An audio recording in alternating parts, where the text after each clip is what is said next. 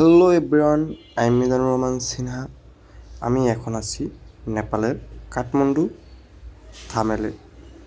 তো আমি এখন এখান থেকে চন্দ্রগিরি হিলসে যাব। তো আমি অ্যাপে বাইক কল দিয়ে নিয়ে নিলাম। বাইকে উঠে আমি এখন চন্দ্রগিরি হিলসের দিকে যাচ্ছি। তো আমি এখন মেন রোডে উঠে গেলাম। এখন আমার গন্তব্যের দিকে আমি এগিয়ে যাচ্ছি। তো আপনারা আমার সাথেই থাকুন। যারা কাঠমান্ডুতে না বা থামেলে থাকেন, অবশ্যই অবশ্যই আপনারা চেষ্টা করবেন যে আপনারা চন্দ্রগিরি হিলসে যাওয়ার। কারণ চন্দ্রগিরি হিলসের আমি অনেক রিভিউ দেখেছি, খুব ভালো ফিডব্যাক পেয়েছি। তো তার জন্যই আমি এখন যাচ্ছি। আর যাওয়ার পথে খুব সুন্দর একটা ভিউ পাবেন আপনি, যখন পাহাড়ি রোড, আঁকাবাঁকা রোড, পাহাড়ের উপর উঠলে আপনি কাঠমান্ডু থামেল পুরো শহরটাই আপনি দেখতে পারবেন, পুরো শহরটা দেখতে পারবেন। এবং কি রোড দিয়ে যাওয়ার সময় পুরো নেপাল দেশটাই তো পাহাড়ি দেশ, তার মধ্যে আপনার পুরো সব শহর, এয়ারপোর্ট সব কিছুই পাহাড়ের ভিতর দিয়েই। তো আপনার চারপাশের ভিউটা খুব সুন্দর পাবেন। আপনি যদি বাইকে আসেন তাহলে আমার বাইকে ভাড়া পড়ছিল নেপালি 300 রুপি। তো ওখান থেকে আমার বাইক থেকে নেমে তারপর মেবি আমার ট্রেকিং করতে হবে।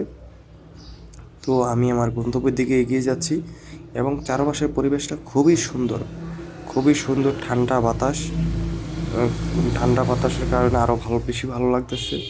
তো যত গন্তব্যের দিকে যত আগাচ্ছি তত পরিবেশটা আরও বেশি সুন্দর হচ্ছে।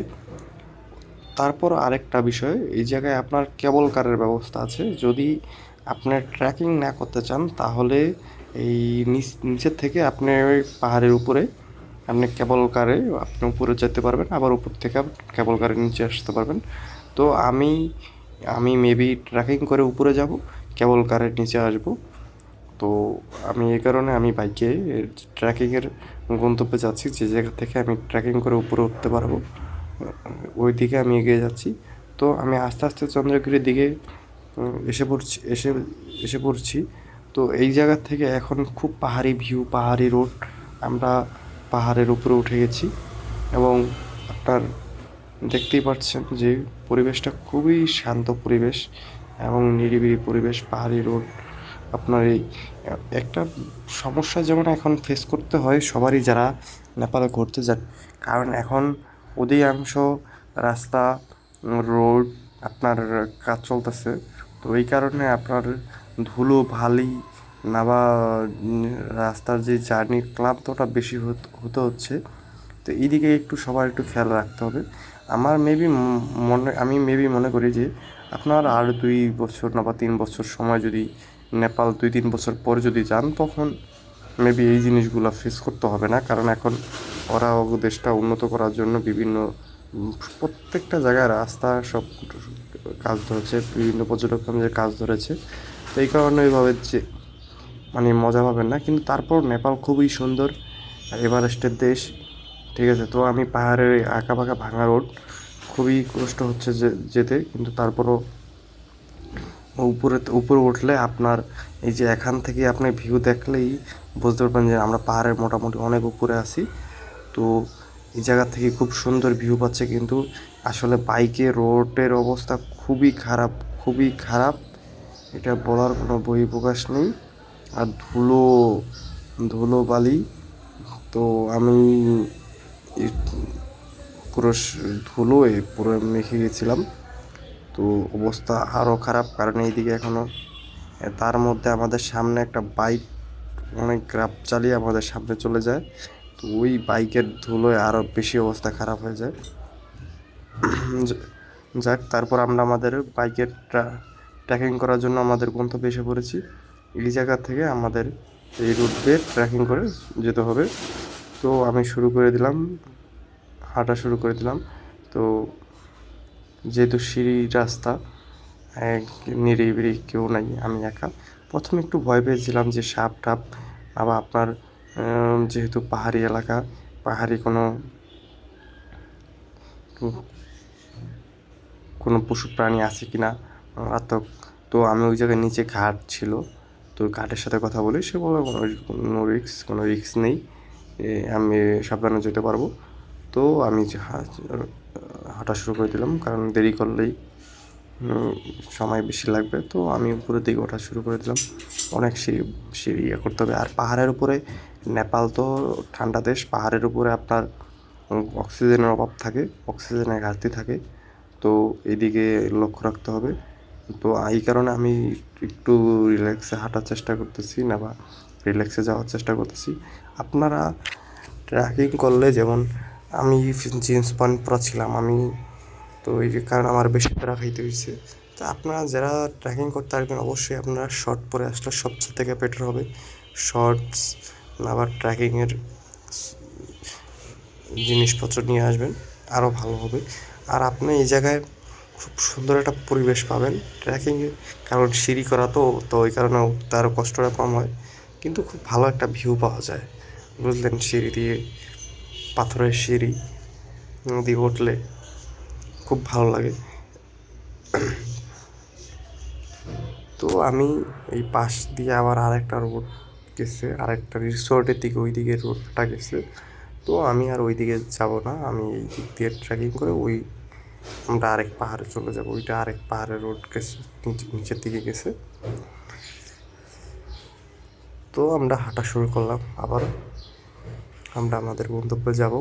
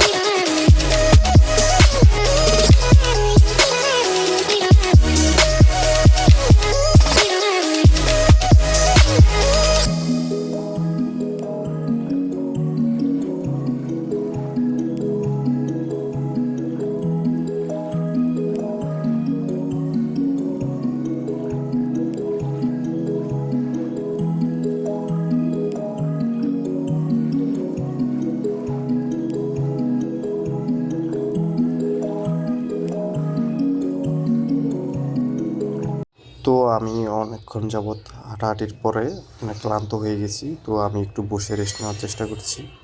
তো পাহাড়ে ঠান্ডা বাতাস, অক্সিজেনের অভাব, তো এই কারণে আরও বেশি ক্লান্ত হয়ে যেতে হয়। তো তারপরেও সতর্ক থাকার চেষ্টা করবেন আপনারা যারাই আসবেন, খুব ভালোভাবে প্রিপারেশন নিয়ে আসবেন এভাবে, যে আপনারা যেন কোনো কিছু প্রয়োজন না হয়। কিন্তু আপনার ফিলটা খুবই ভালো থাকবে, কারণ পাহাড়ে ট্রেকিং করতে আমার আগের থেকেই ভালো লাগে। আমি যখনই সুযোগ পাই, আমি চেষ্টা করি কোথাও ঘুরতে গেলে ট্রেকিং করতে, কারণ ট্রেকিং করতে ভালো লাগে। কারণ ট্রেকিং করলে কষ্ট হয়, আর একটা কষ্টের পরে যখন আপনি ভালো একটা পরিবেশ দেখতে পারবেন, তখন আরও বেশি ভালো লাগবে।